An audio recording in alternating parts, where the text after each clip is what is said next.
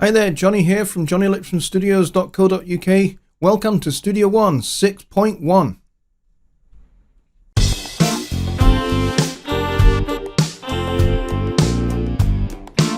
So in this video, I'm not going to do what I normally do for feature overview videos for Studio One, for new releases of Studio One. Normally I go through things pretty exhaustively, but in this video I'm going to go through my 5 favorite new features of Studio One 6.1. And I'm going to go through those in no particular order. So this is not an order of preference or usability. This is just my favorite ones in no particular order. So we're going to start off with additions to the collaborative tools that were added to Studio One 6.0 when that was released. Now in Studio One 6 we already have the join button. If you are a Personasphere member or you know somebody who is, you can join a collaboration using the join button. And also from file collaboration, you can join, you can share here. You've been able to do this since 6.0. But what we now have is this avatar, which is the connection between Studio One and your My Personas account. What we now have, if I click on this here, is we have notifications, and these are live notifications. So as a notification comes in, you will see these added, and you can join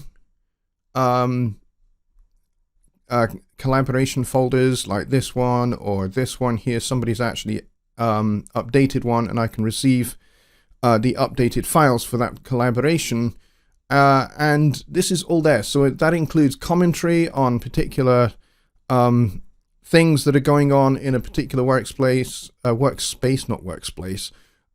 so these are all here, which is really, really cool. And you will see a notification pop up over your little avatar in the form of a little red block with a number in it telling you how many notifications you have waiting. A little bit like the notifications indicator on social media places like Facebook and Twitter and stuff like that. You get that little indication there. So this is particularly handy. It now means that you don't have to check through emails. You don't have to go in and log into Personasphere and go into your workspaces to see what's been happening and to download files or anything like that. It can all be done from this notifications drop-down menu now, which is extremely cool. And is going to be, particularly to me, I work with quite a few people who are Personasphere members, and also folks that aren't Personasphere members but have created a free My Personas account, and I can collaborate with them, and I can see their commentary on things that I've done or things that they have done, or they've responded to comments of mine. So this is a particularly useful one. The next one I'm going to show you is, if I go into this song here, is this handy little thing. Now, I'm making a new intro video that will be used in my videos going forward. And this is the standard video player, but we now have this nice handy little wrench icon that gives you a bunch of options. So you can change the size of the video window, but also you have this show time display option. So as you can see here, we have a time display, and you can change how this works. You can have this time display in seconds, samples, bars, and frames. So it's set to frames by default, because frames is kind of the way that you work when you're composing music to picture. So and it also shows the frame rate as well. So this is 30 FPS, and so when I play this,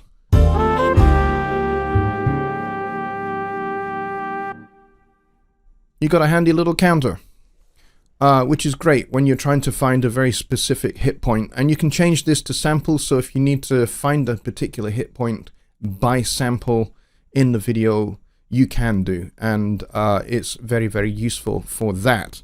So that's a nifty little feature added to the video player. I really like this. And so what we'll do is we'll go over to a different song.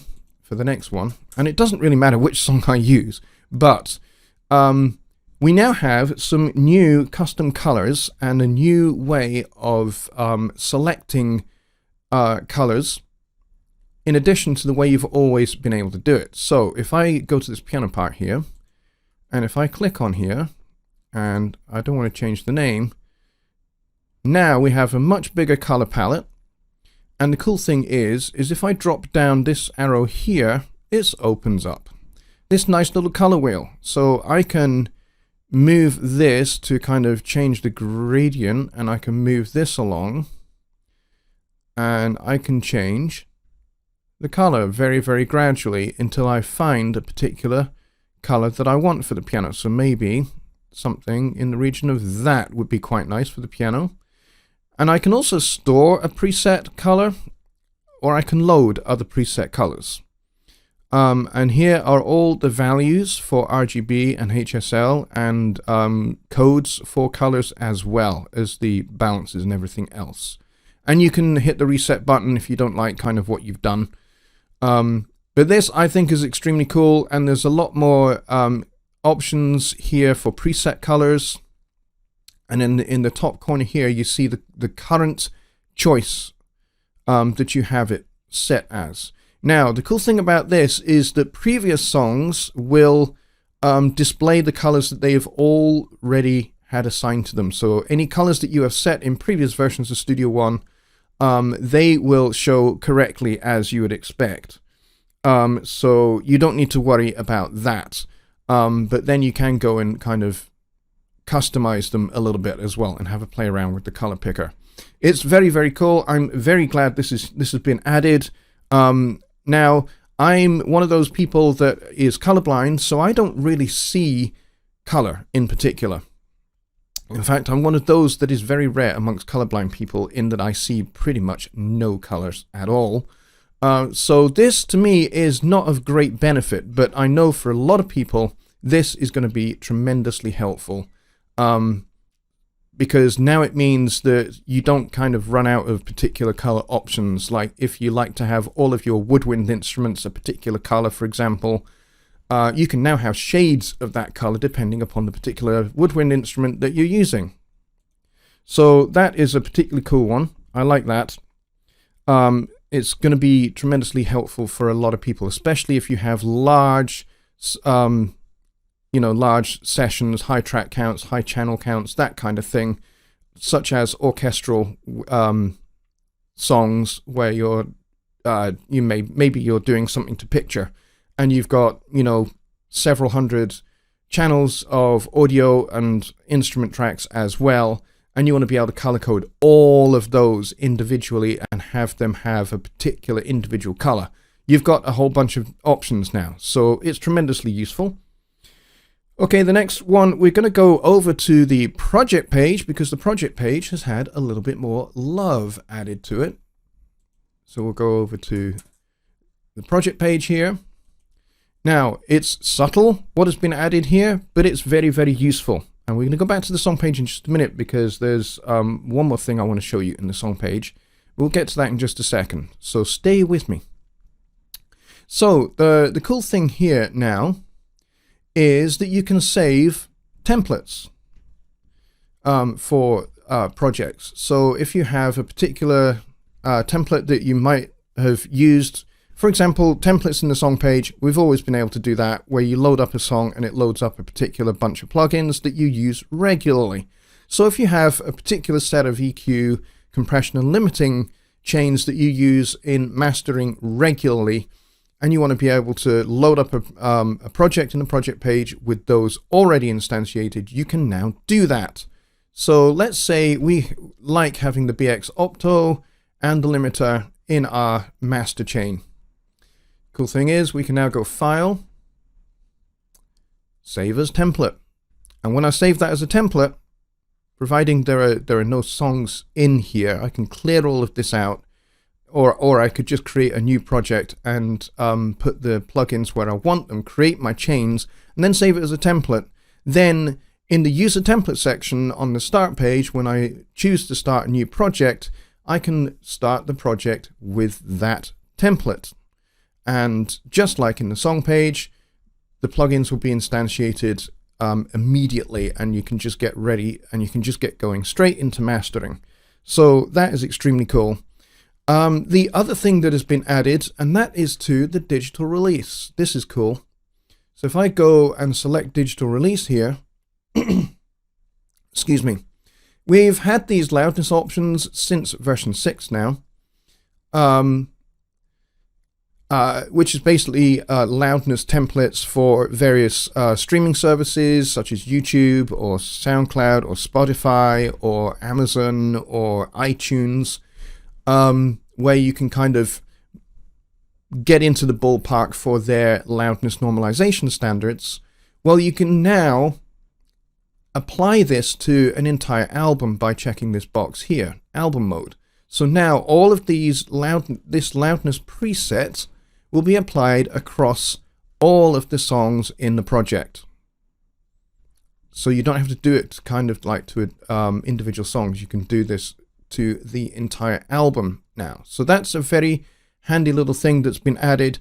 It will make doing digital releases for streaming services a lot easier. I'm going to cancel that because I don't want to do that. All right, let's flip back over to the Minor Blues song. And there's a couple of other things I want to show you. And the first thing is over here in the transport bar. Everybody should be used to by now the left and right locators showing the loop zone. In this case, bar 1 to bar 13. Now, you might notice this very subtle bracket. When I hover over it, it turns blue. And it tells me that this is a 12-bar loop. Now, cool thing is I can click this here and it will show exactly what the loop length is. Now, if I'm not working in bars, I am for this song, but if I was not working in bars, I could change this to seconds, samples, or frames as well. And that means that it will show you exactly what the length is between the left and right locators of your loop zone. So if you're working on a particular set of frames, you can do that very, very easily, and you'll know exactly how big that little loop range is. Or if you're wanting to copy paste a particular section and you want to make sure that you have the exact correct length, you can use this feature to help you with that. So this is exactly 12 bars because it's a 12-bar blues.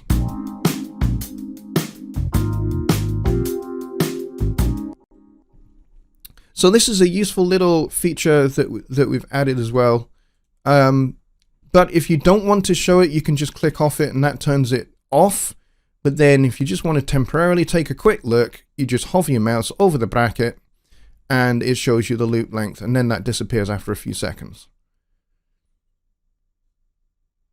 All right, so there we go. Those are my top features for Studio One 6.1. There are plenty of other new features that have been added that you can get stuck into, having a look at and having an explore of. You will find the release notes available for Studio One, available from the help menu, and then just go to view release notes and you'll be able to see what other things have been added and you can go and explore those to your heart's content. But otherwise, thank you very much for watching. We are heading rapidly towards 5,000 subscribers, so please do hit the subscribe button, hit the notification bell as well, and select all notifications. That way you'll not miss any other videos that I do, and you'll also get notifications of my live shows on Wednesday for Songwriting Simplified, 6 p.m. Central on Wednesdays, plus my Sunday night live show, which is on Sundays at 6 p.m. Central as well. So if you would like to get along to either of those shows and ask your songwriting related questions or Studio One related questions for the Sunday night live show, then please do get along and make sure you subscribe, because the chat is only available to you if you are a subscriber. So please do consider getting along, and please do consider subscribing to the channel and getting notifications set up and all of that good stuff. Thanks for watching, and I'll see you in the next video. Bye for now.